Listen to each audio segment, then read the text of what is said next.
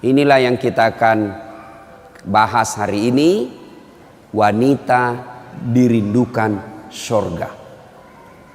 Ya, saya dikasih judul menjemput rezeki, tapi rasa-rasanya judul ini yang lebih tepat. Wanita dirindukan surga. Mau dirindukan surga, Ibu? Apalagi ibu-ibu ini yang depan saya yang sudah muka-muka sakaratil maut. Mau? 4 aja syaratnya, Bu. Catat. Ini oleh-oleh pulang pengajian. Ini 4 aja syaratnya ibu dirindukan surga. Tidak ada hadis mengatakan laki-laki dirindukan surga. 1, kata Nabi, aqimis salah, dirikan sholat. Bingung saya, kenapa ini dikhususkan perempuan? Dirikan sholat. Kalau mau dirindukan surga, oh usut punya usut, ternyata perempuan memang paling sering lalai dalam sholat. Kapan Ustadz? 1, selesai haid. Tuh kalau iman tidak baik, bisa haidnya 4 hari, dia tambah bonus 2 hari. Ya kan? Iya. Malah dia nanya sama saya, Ustadz, katanya kalau selesai haid subuh baru mulai sholat. Subuh kesiangan. Dia bilang, ya sudah, besok lagi saya sholat. Tidak boleh. Duhur bersih, duhur sholat. Isya bersih, ibu nih sudah maghrib. Begitu mandi, rasa-rasanya saya sudah bersih. Jam 10 malam bersih, wajib mandi junub. Selesai sholat. Tidak boleh nunggu isya, subuh. Ini yang banyak ini, isya. Padahal sudah bersih, malamnya dia cek, sudah bersih nih. Jam 10, sudah bersih. Mandi, sholat, meskipun sudah jam 11 malam. Ya. Apalagi nifas. Nih banyak yang salah paham nifas. Katanya nifas harus 40 hari. Siapa yang bilang? Nifas itu tidak harus 40 hari. Bisa jadi lebih 40 hari. Bisa jadi cuma 10 hari. Tergantung ibu bersih atau tidak. Bagaimana? Nah, apalagi yang membuat orang ibu-ibu nih banyak ndak sholat. Selesai haid, nifas, make up. Yang keempat, apa? Jilbab. Banyak ibu-ibu malas sholat gara-gara jilbabnya susah dipakai. Jilbab sakaratil maut. Kalau ada pengantin, ibu-ibu silakan make up. Tapi jangan berlebih. Jangan gara make up dan jilbab ibu tidak sholat padahal sudah 5 tahun majelis taklim. Auzubillah min zalik. Tidak ada gunanya itu. Maka tunaikan sholat dengan sebaik-baiknya, ibu akan dirindukan oleh surga. Saya sudah sholat Ustadz, kenapa hidup saya masih susah? Berarti sholatnya belum sempurna. Ayo perbaiki sholat ibu. Tidak ada susahnya Allah kasih dunia. Ustadz, saya sudah 30 tahun rantau ke Jogja, tidak bisa beli rumah Ustadz, masih ngontrak-ngontrak. Tidak usah cari capapnya, periksa sholatmu. Saya sholat Ustadz, kok begitu hidupku? Berarti belum ikhlas. Mana buktinya belum ikhlas? Suka nunda-nunda sholat. Asar sholatnya dekat duhur. Duhur sholatnya dekat asar.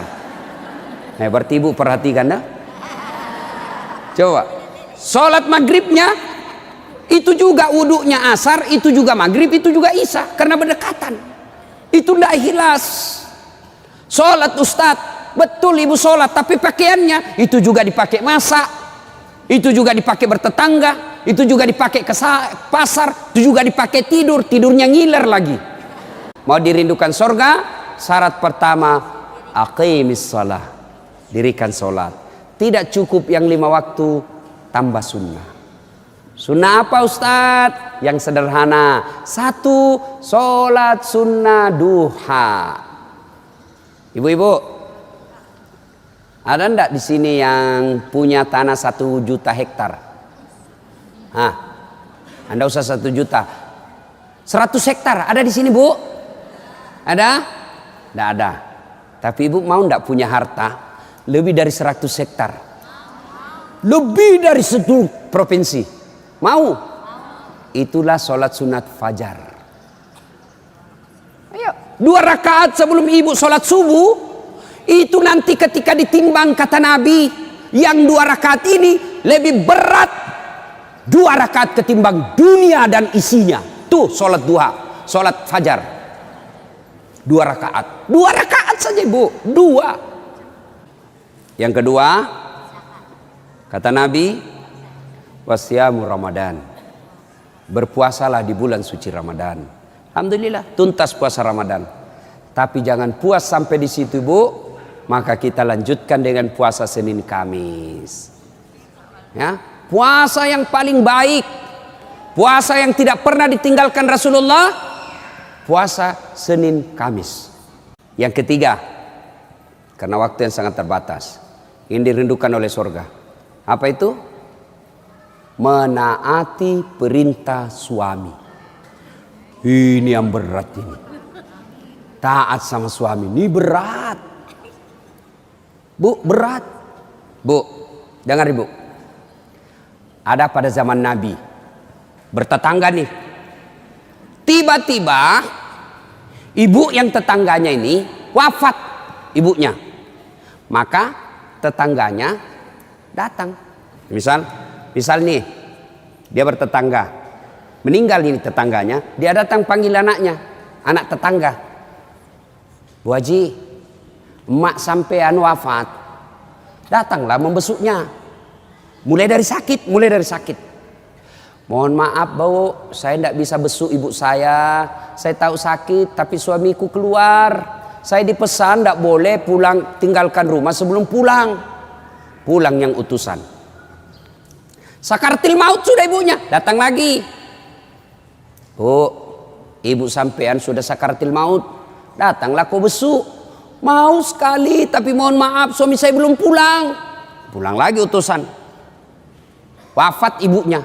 Bu, yang terakhir kalinya, bumu sudah wafat, maka mau dimakamkan, kau datanglah sekali aja sebelum dimakamkan. Apa kata ibu? Mohon maaf suami saya belum pulang, saya dilarang keluar sebelum pulang. Saya doakan ibu saya dimakamkan. Tidak datang ini anaknya. Marah ini utusan. Dia datang kepada Nabi melapor. Ya Rasulullah, keterlaluan betul itu tetangga saya. Mulai dari sakit, sakaratil maut, sampai wafat, dimakamkan, tidak datang besu ibunya. Saya 3 kali datang memanggilnya ya Rasul. Nabi kata, wih, nak durhaka betul itu. Kok bisa begitu? Kenapa bisa? Ya Rasulullah, suaminya pergi jihad, perang, dipesan sama suaminya, jangan pernah tinggalkan rumah sebelum saya pulang. Mendengar ini, apakah Nabi marah? Subhanallah, dengar Ibu. Subhanallah. Nabi lalu bersabda, alhamdulillah, diampuni dosa ibu yang wafat karena punya anak, istri yang taat sama suaminya. Masya Allah. 4 laki-laki yang harus menanggung ibu. Siapa? 1, orang tua, bapak.